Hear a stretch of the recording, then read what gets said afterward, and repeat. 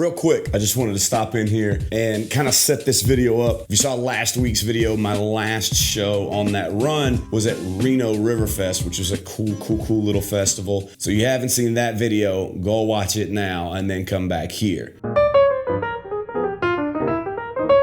Now that you're back, before I played, I decided to go a little man on the street and talk to people about hunting, fishing, mountains, whatever it is that they wanted to get into. Mainly because I wanted practice. I've had this idea for a segment for the channel for a long time where, you know, as we go around on hunting and fishing trips, we're always meeting different people. And I try and talk to everybody. I try to be part of a super positive experience for those on the other side. And I've been toying around with this idea of something I'm calling trailhead diplomacy, where it's basically like when I meet you out on the trail or on the road, I take a second and I hear your story, because we all have one and all of them are different and all of them are interesting. So that's something that we're gonna start. But you need to practice as far as interviewing goes. There's a certain level of cringiness that you have to get over when you're going up to try and talk to strangers. And this is my attempt at getting over that cringiness. Obviously, this may not be my best work, but it's definitely fun. And I get to highlight some cool people. Kayak fisherman, mountain company, custom lure maker. It was a really fun time, and it was a really cool thing getting to know these people and getting to know their companies, getting to know their products. Speaking of products, the official Gen 1 Day in the Field hat is here. If you want one, I guess just comment and I'll send you a DM and we'll figure out how you can get one. But enjoy this, talking to random people about the outdoors at Reno River Fest 2025.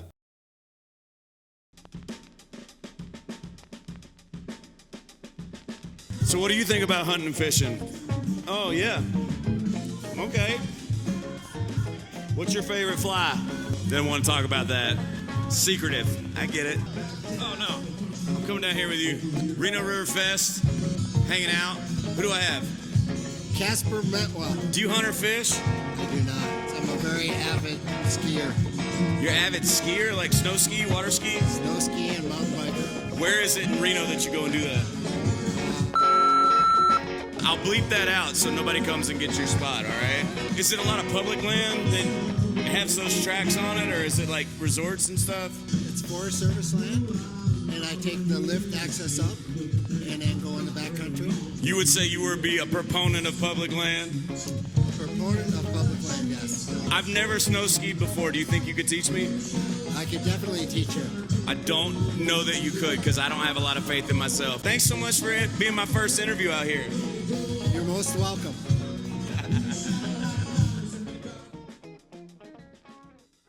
Reno River Fest, hanging out with Fault Line. I mean, the coolest stuff. Literally, I saw the t-shirts, the hats, mountains, and beer. I was like, these are my people.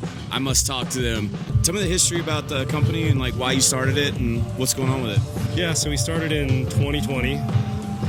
As all good things do, happened during the pandemic. Right in the middle of the pandemic. We were originally called the Mammoth brand because we're based in Mammoth Lakes, California.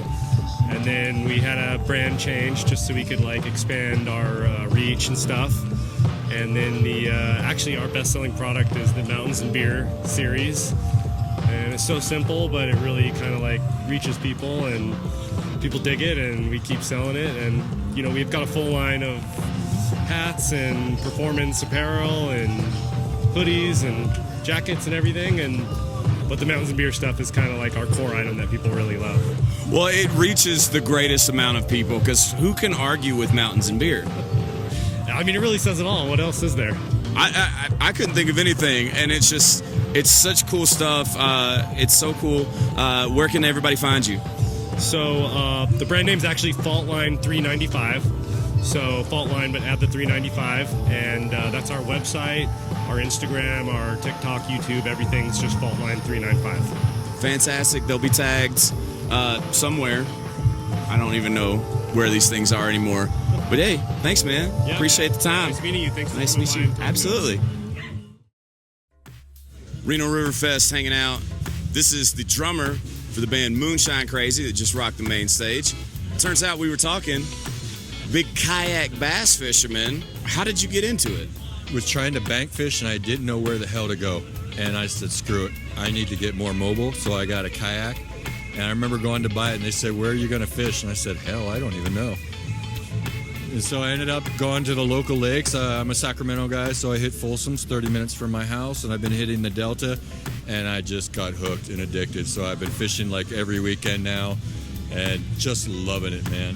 Is there a culture with the kayak fishermen out here? There is. If you look up like Yakka Bass, it's a Facebook group, and you'll find where all the tournaments are, and where all the guys posting their pictures, and you can kind of see what lakes they're going to, and the sport is just huge out here. I've seen it grow in the last 5 years from a few kayaks to now everybody's got a kayak and they're out there with you.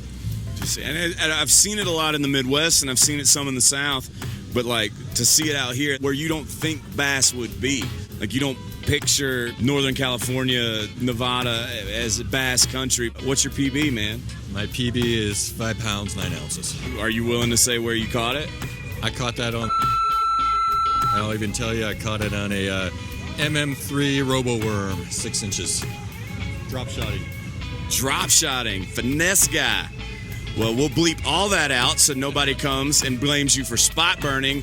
But, man, thanks for talking to me on camera. Do you film any of your stuff? I'm on Instagram. I'm not on YouTube, but if you want to see a 30-second reel of me catching some fish, yeah, look me up, Mark Coudray. Mark Coudray. And you should follow at A Day in the Field on YouTube, which is what we're doing right now. Thank you guys so much. And, man, appreciate it. Thank you, sir. Thanks for hanging. Thanks for having me. Hanging out at Reno River Fest. I found this guy. He's selling fishing lures. I figured I better talk to him. This man's selling the jerk it, which the jokes write themselves. What's your name again? Joe Ortega. Man, what's going on? Well, just sitting here hanging around here trying to get some lures sold. Like this lure that I designed 25 years ago, fishing tournaments. So you designed this 25 years ago, fishing tournaments. You've got some incredible pictures out here that I'll put up here now. How did you come up with this idea? It was a lure a long time ago that was usually used for salt water.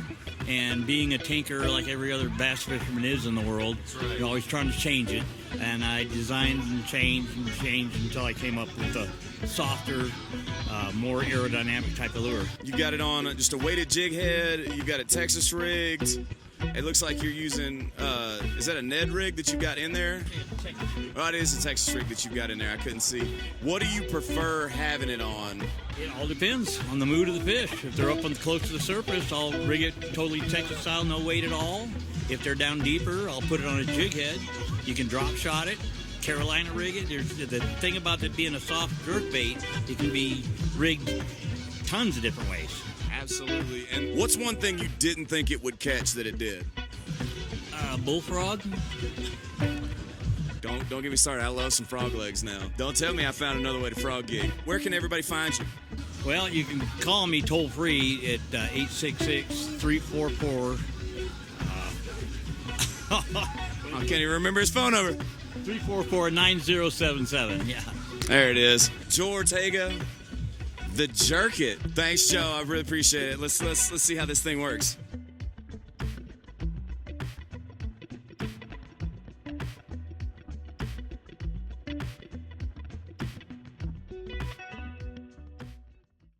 Thanks for watching me be really awkward and get really weird trying to talk to strangers and kind of get some practice in all this interview and stuff. Just wanted to quickly mention again, if you want one of the Gen 1 A Day in the Field patch hats, send me a DM, an email or something. We'll work out payment and shipping, and that way you too can be a part of history. Okay, that's a little dramatic, but still, I'd love to get you a hat. There's only actually a few left. If you've made it this far in the video, thank you so much. And go ahead and hit that subscribe button. Hopefully that means that you're getting something out of this content that I will continue to make for you. So yeah, hit that subscribe button. We got more cool adventures and great stories coming. But for now, go watch this adventure and we'll see you later on down the line.